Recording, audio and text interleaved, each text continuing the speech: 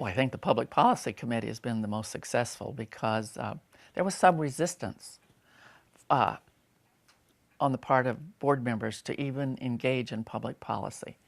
So it took some convincing and certainly a demonstration that the council could impact public policy before there was a total embracing of this concept of engaging in public policy.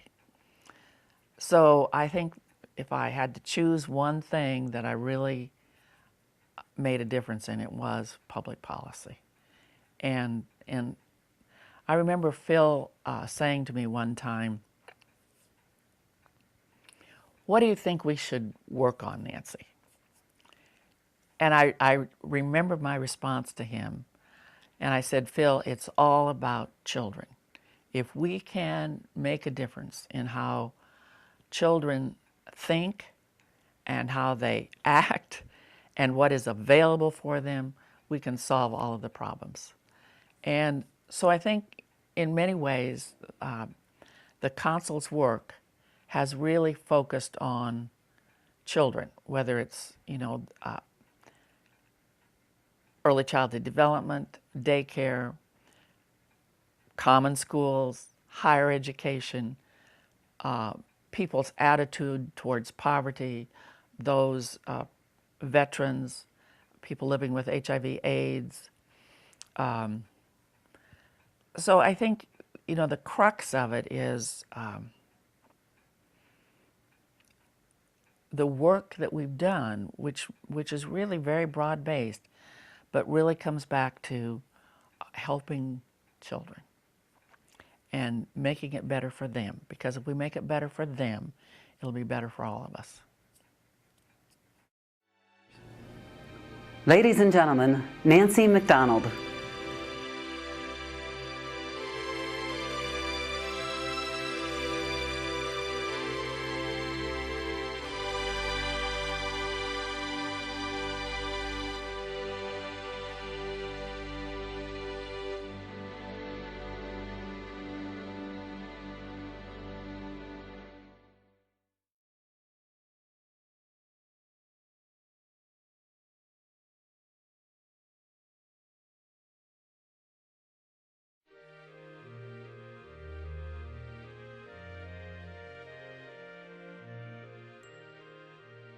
Probably the biggest thing I did was the perinatal pregnancy issue.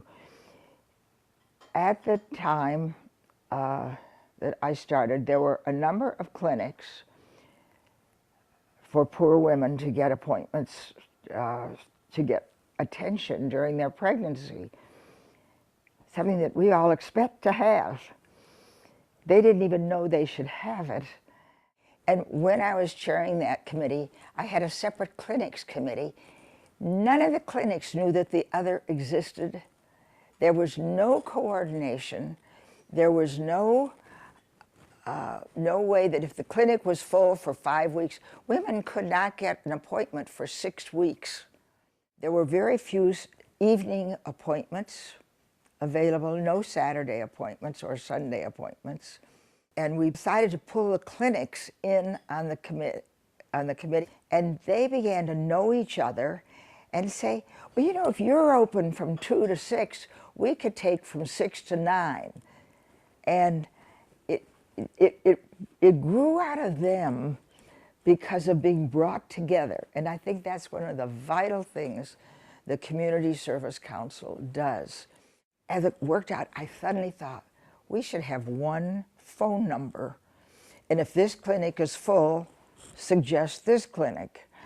And I tried it out on them, and that's how Babyline was started. It came out of them. I suddenly realized, I didn't get the clever name Babyline, but I realized one number to call, and they could get an appointment at one of 6 clinics. The one that was closest, most convenient, and it was exciting. Ladies and gentlemen, Nancy Feldman.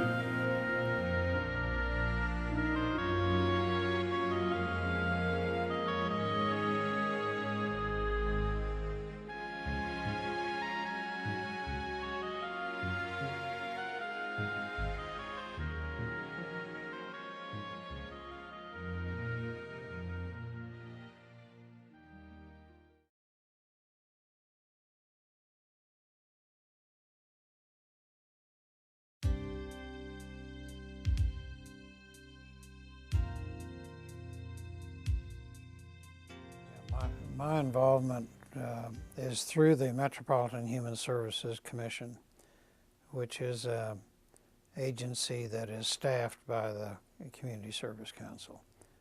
I remember when we got into the problem of child abuse prevention, and it came to our attention that there was a particularly good program that had been launched by Dr. Olds in Boulder, Colorado, called Children First. And so we thought that had a really an interesting kind of a twist to it with respect to evaluation. That so many of the programs that we were dealing with in child prevention didn't really have a good evaluation process. But at any rate, it seemed to bring credibility to the program.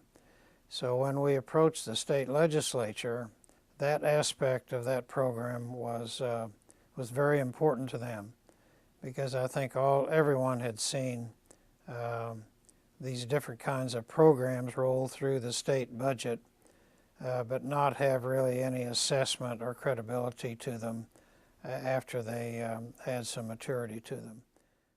Well, I would say that I'm a very minor part of the whole effort that the Community Service Council has made. I just have really kind of operated in a little niche of the efforts, the overall efforts that they do. But it's been a very satisfying experience from the standpoint of seeing the accomplishments that they have made.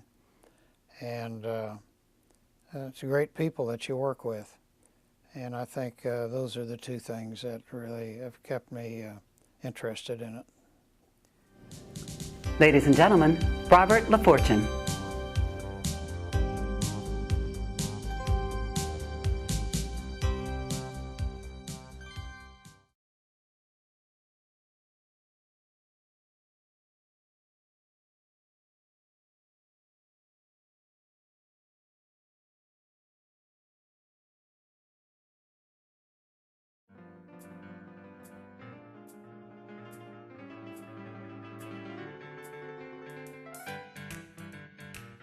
I married into the Community Service Council. My wife's mother had retired and then went to work for the Community Service Council and put together and published the first directory of community services. Well, the one that stands out for me, and certainly the one that I'm proudest of, is the work that we did on the early childhood planning and development study that we did for Governor Keating. Oklahoma found itself behind numerous other states, and there was a certain amount of pressure being put on the legislature and the governor to wrestle with this issue, and so Governor Keating decided to have this task force. And I've been fortunate enough to ride this horse recognition-wise an awful long way, when in fact I really had very little to do with it. We put together an absolutely outstanding team of educators, business people, parents, service providers, child care organizations, just the greatest group of folks, the best minds came together to work on this issue. And it was just the most dynamic experience of my professional life. Ladies and gentlemen, Pete Churchwell.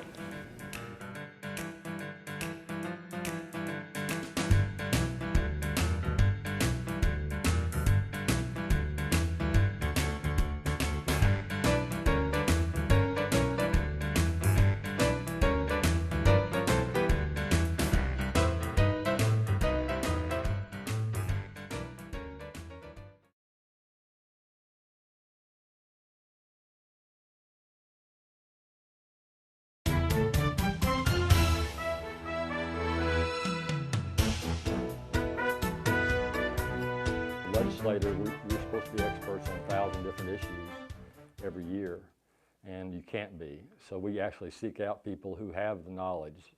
And we try to seek out people on both sides of the issue, and then we make up our own minds on what to say. So legislators really welcome the input from those who have information and knowledge about the topic. I was working on passing an early childhood education bill, which is very near and dear to the heart of Community Service Council.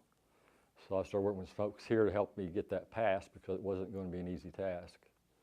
And later on, I did some child care legislation, which also involved the Community Service Council. And then I had the opportunity to help fund 211, which is also involved the Community Service Council. So I've been involved with them pretty much all the time I've been in the legislature. Well, the reason I really liked 211 was that who they were referring to, they weren't referring to the state as much as they were to nonprofits and to others who would help these people out and give them a hand up and not necessarily just a handout, and get them away from the cycle of government and get them into some community service that could help them locally. And so it was very important, that nonprofit referral aspect of it. The Community Service Council has helped me enjoy some of the most rewarding times of my life, given me the expertise I needed to make a difference. For the most part of the time, we weren't doing it for the Community Service Council or for me. We were doing it for the kids and for those in need in the community. Ladies and gentlemen, Representative Ron Peters.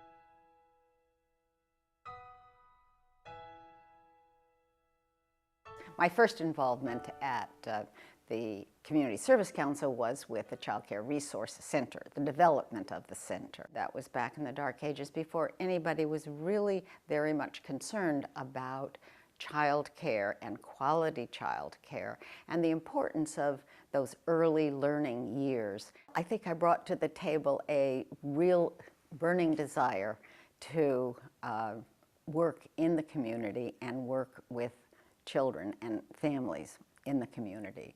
And partly because of my position on the city commission at that time, I was able to bring in a lot of people and awareness and develop awareness and contacts, particularly I think in the business community. It's really not about me or the other honorees. It's about the council itself, what they have been able to achieve. We each have been able to give a small part to those successes, but as I said before, it is the bringing together of ideas and people and coordinating and raising awareness that the council has done that is the most important thing.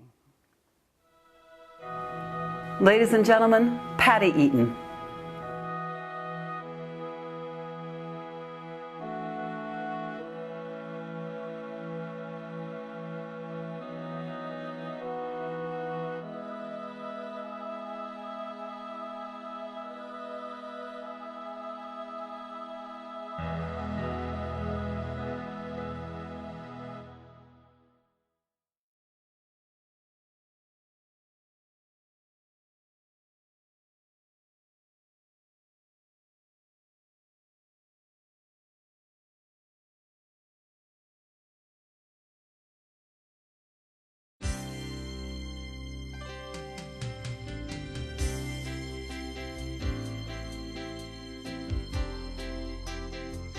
I moved to town and I was involved with civic affairs, and it was then called the Council of Social Agencies.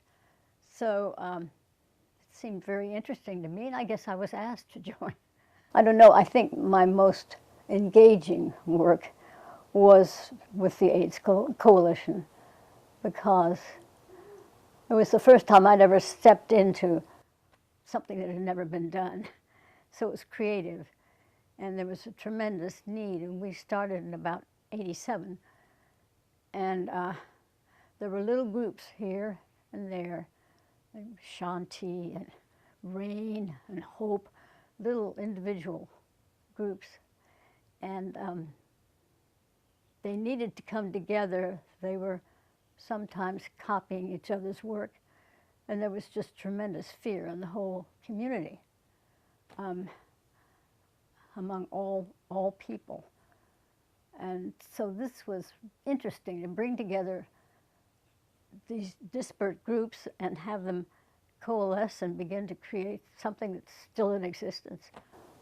I view the council as like a seismograph, which is under the city and is responding to various things that are happening, and it picks up a tremor over here, like they'll suddenly be involved in AIDS, as I was, or we have a problem sometimes in various communities within the city, and it tells us in advance what's going to happen. It's amazing. Ladies and gentlemen, Joan Flint.